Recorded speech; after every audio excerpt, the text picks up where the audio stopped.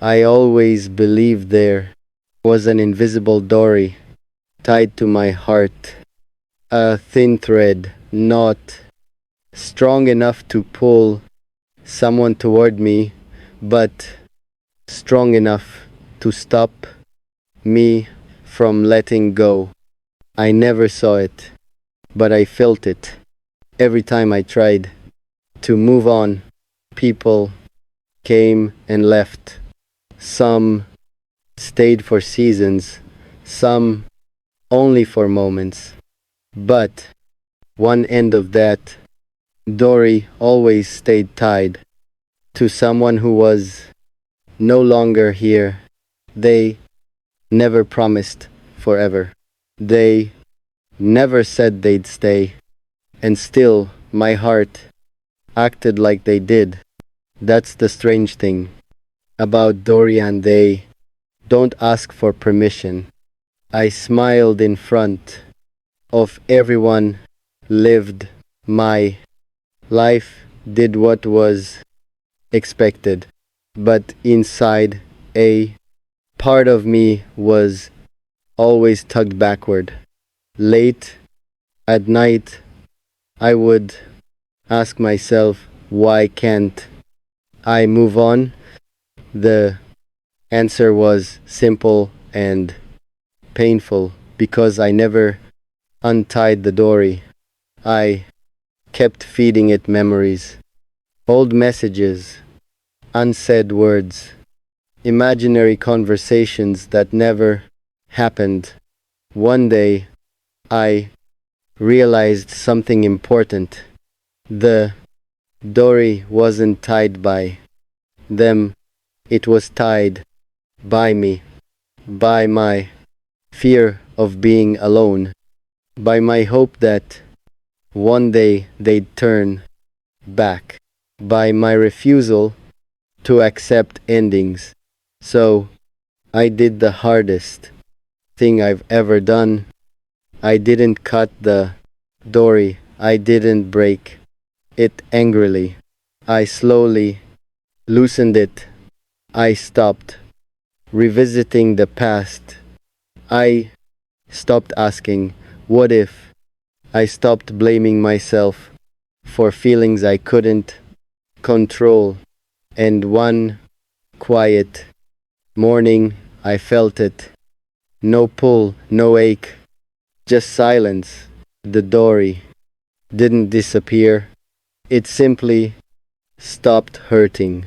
Maybe some Dorian are not meant to bind us forever. Maybe they're only meant to teach us how deeply we can feel and still survive. And this is my confession. I loved, I held on, I let go, and I'm still here. I learned silence before. I learned language, not the peaceful kind, the kind that settles in your chest when you realize your words don't change anything. As a child, I spoke honestly. I said when I was hurt. I said when I was scared. I said when something didn't feel right. And every time the response was the same. You're overthinking. You're too sensitive. Stop making everything serious. So I stopped. I learned that being quiet made life easier for everyone else. By the time I grew up, silence had become my personality. People described me as calm, mature, balanced. What they didn't, was that calmness came from suppression, not peace.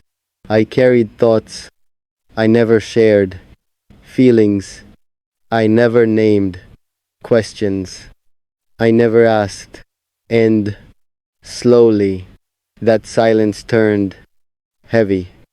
I smiled in conversations while my mind drifted elsewhere. I listened deeply to others while ignoring myself. I didn't disappear suddenly. I faded quietly. The things I never admitted.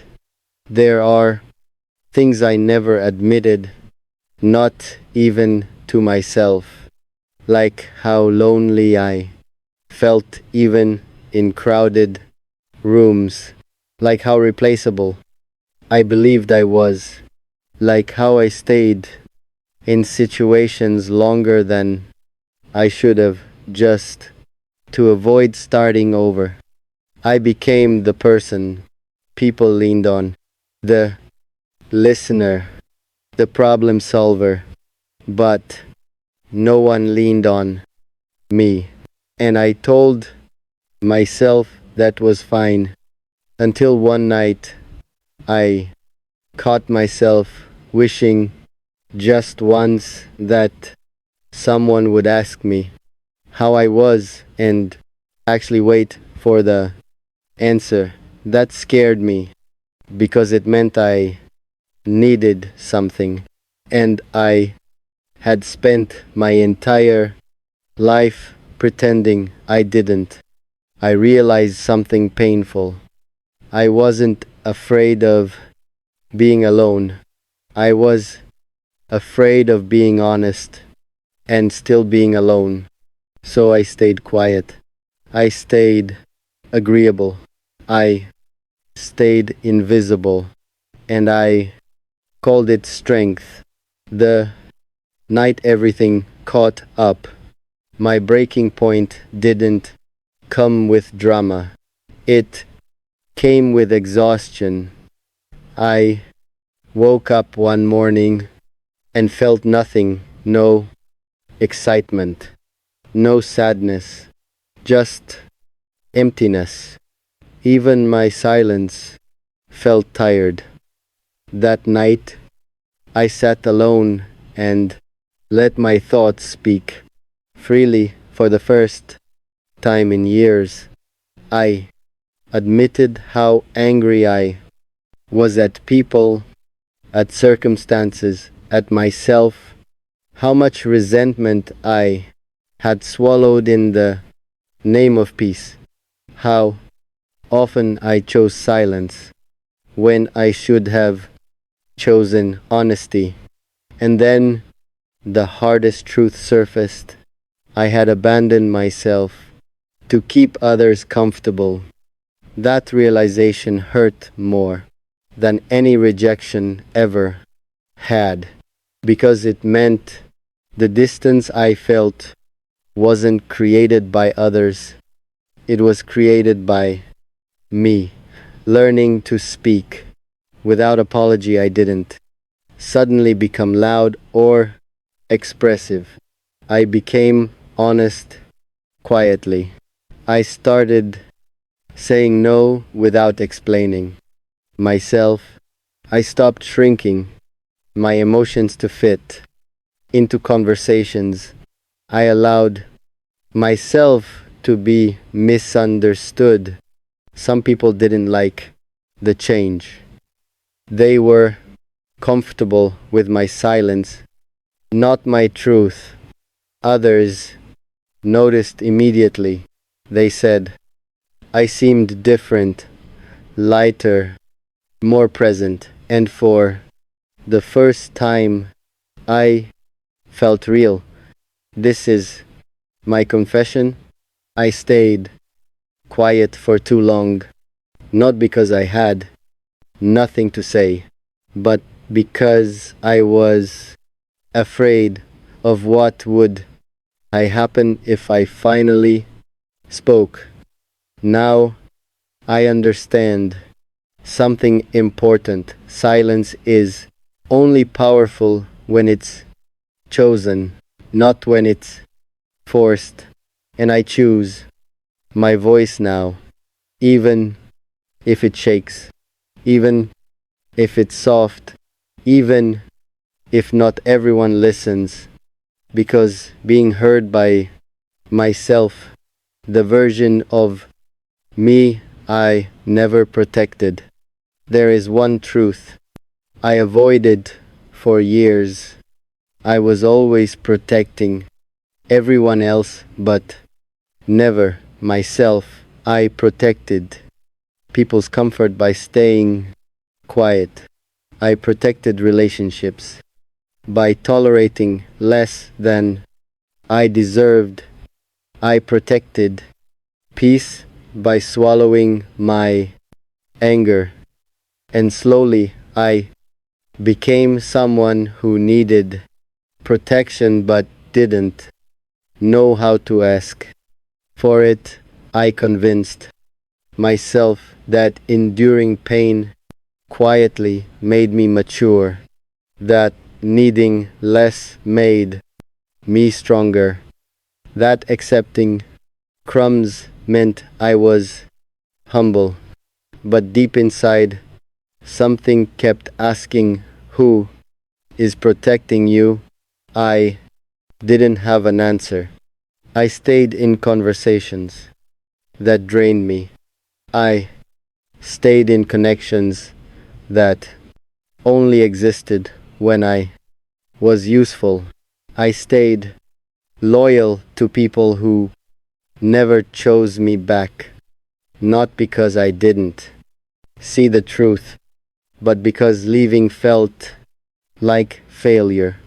I thought walking away meant I wasn't strong enough to stay. Now I know better. Sometimes staying is not strength. Sometimes staying is fear wearing the mask of loyalty. The hardest confession of my life is this: I allowed people to hurt me longer than they should have because I didn't believe I deserved better. That belief didn't come from nowhere, it came from years of being told, directly and indirectly, that my needs were too much, so I learned to need less. Or at least I pretended to, choosing myself without guilt. Choosing myself felt wrong at first, uncomfortable, selfish, almost cruel, because I was used to being the one who adjusted, the one who understood, the one who forgave quickly, the one who stayed, even when it hurt. So when I finally started stepping back, the guilt was overwhelming. I questioned myself constantly. Am I being unfair? Am I overreacting? Am I becoming cold? But then something surprising happened. The people who truly cared understood. They didn't demand explanations. They didn't guilt trip me. They respected my boundaries. And the ones who only benefited from my silence, they disappeared quietly. No confrontation, no closure, just absence. And that absence taught me more than any apology ever could. I learned that love does not require self erasure, that connection should not cost you your voice, that peace built on silence is not peace, it is exhaustion. This is my confession now. I am no longer available for relationships that require me to disappear. I am no longer apologizing for needing space, honesty, or respect. I am no longer confusing endurance with love. Some days Choosing myself still feels heavy. Old habits whisper that I'm being too much, that I should go back to being easy. But I don't, because I remember what it cost me, and I refuse to pay that price again. Where this story is going, there is a strange quiet that comes after you finally choose yourself. Not the loud kind of happiness people talk about, not excitement, not celebration, just calm. I didn't wake up one day magically healed. I still carry habits from the past. I still flinch when I feel misunderstood. I still hesitate before speaking my truth. But something is different now. I no longer abandon myself to keep others comfortable. That is the real ending of this story. For a long time, I believed survival meant endurance, staying, adjusting, forgiving faster than I was hurt. I thought love meant proving I could tolerate pain quietly. But endurance without care slowly destroys you. I see that now. The version of me who stayed silent wasn't weak. They were doing the best they could with what they knew. And instead of hating that version, I honor them. They kept me alive long enough to learn better. There were moments when I almost went back to over-explaining, back to shrinking myself, back to choosing peace that cost me my voice. Because familiarity is seductive. Pain, you avoided looking at myself, really seeing myself. Now I couldn't. I stared at my reflection and whispered, "Who are you really?" No mask, no performance, just me. The answer wasn't clear. It was messy, confusing, frightening. I began small experiments, tiny confessions, tiny truths. I told a friend, "I'm struggling, can we talk?" Their response, simple, human, loving, not judgmental, not condescending, just a presence. I realized I had been afraid all these years of being human in front of others. Work became another testing ground. I stopped pretending I had all the answers. I asked for help.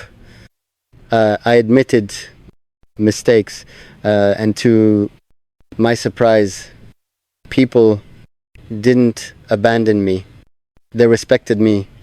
Outside, life looked the same, but inside, I was slowly dismantling the walls I had built.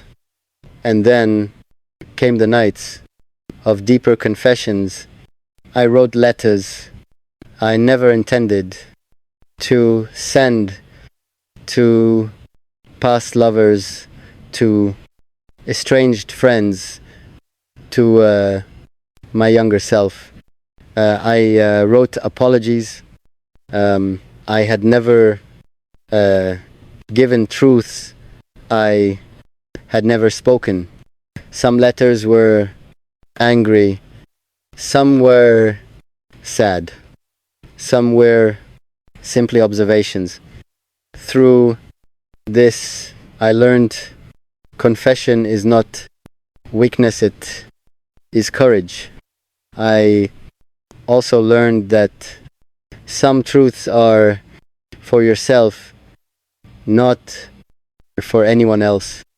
Some confessions are sacred between your soul and your own pen. And slowly, I started to understand the mask I wore was not just for others, it was for me too. I wore it to hide my own fear of being seen fully and truly. The fear of rejection, the fear of vulnerability, the fear of not being enough. I was ready to face it, choosing to stay awake. The final part of my confession is about choice, because the truth is, life will always test you. Some days, the weight of all your hidden truths threatens to crush you. Some nights, memories of abandonment, failure, and regret return like ghosts. Some mornings, you wake up and the mask feels safer than the real self. But confession, even silent, even private, teaches as you something vital. Staying awake is stronger than pretending to be asleep. I made a choice, not a dramatic, life-altering decision, not a sudden burst of courage, just a quiet, steady choice. Every day I choose to feel, I choose to speak, I choose to exist honestly. I reached out to those I had avoided, not expecting forgiveness. Subscribe for daily Fazza poems in English. Don't forget to like, comment, and hit the bell icon for more.